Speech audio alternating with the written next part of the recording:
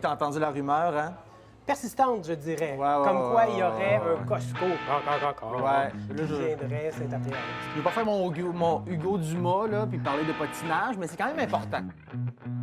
Costco voudrait ouvrir 3 nouveaux méga centres d'achat au Québec, dont un à Rimouski, possiblement, mais là, c'est des oui-dire et tout ça. Et là, évidemment, il y a déjà des gens qui s'emballent. Puis là, il y a le représentant de Costco qui dit que c'est des rumeurs, c'est pour faire monter la valeur du terrain. Et puis là, on s'affronte déjà. C'est plus la cité des achats, c'est Braveheart. À ce point-là, oui, quand même. Mais prenons pour acquis que, mettons, Ouais. qui s'implante, le Ouais. Costco. On s'entend, c'est toujours une bonne affaire, un Costco? Tout est en couple, hein? Ça se pourrait, oui. Et voilà, c'est ça. Et voilà, ben, c'est ça. On réfléchit comme ça, parce que tu sais que le couple, c'est de la propagande capitaliste. À l'invention du couple, c'est une micro-société surévaluée, Je te reconnais là. inventée par des cartes de crédit pour OK. te pousser à aller au Costco le samedi matin. Fait qu'il n'y avait pas de couple dans la préhistoire. C'est une invention.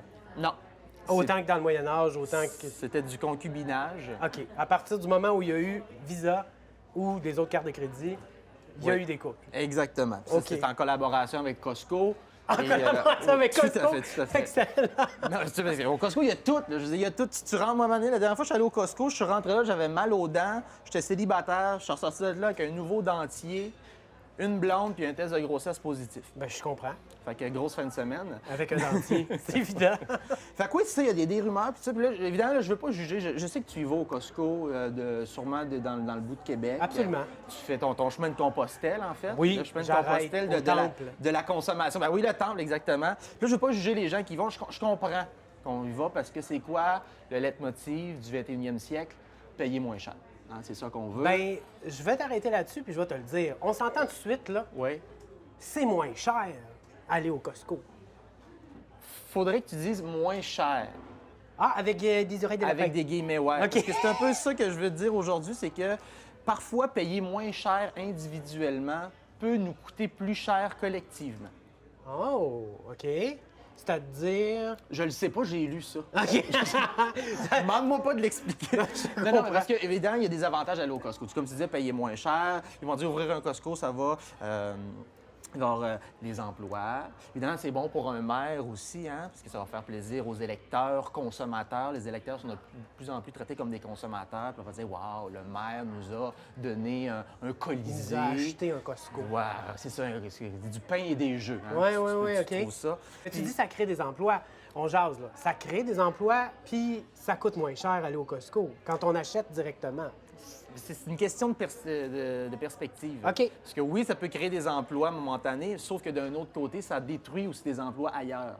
OK. Fait que c'est pas des nouveaux emplois. Souvent, c'est des gens qui changent d'emploi ou ça aspire des emplois qui existaient ailleurs, mais qui les transposent au Costco. Fait que OK. Si tu veux vraiment créer des emplois, si tu transposes des travailleurs ailleurs, pas nécessairement. OK. Parce qu'il faut faire une petite histoire, parce qu'au début, tu sais, le Costco, c'est pas un champignon qui a poussé tout d'un coup.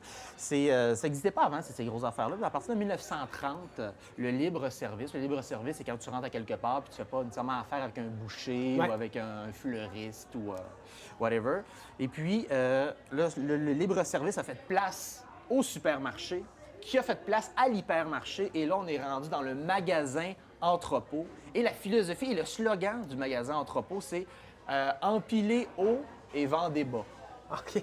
C'est bon. Empiler haut et vendez bas. Ça veut dire qu'au Costco, tu as très peu de diversité de produits. OK. 4000 produits dans un Costco. En comparative à un supermarché, tu as 40 000 produits différents. L'invention des supermarchés et du Costco, et ça a pu prendre son expansion à cause de 2 facteurs, Ouais. le char et le frigo.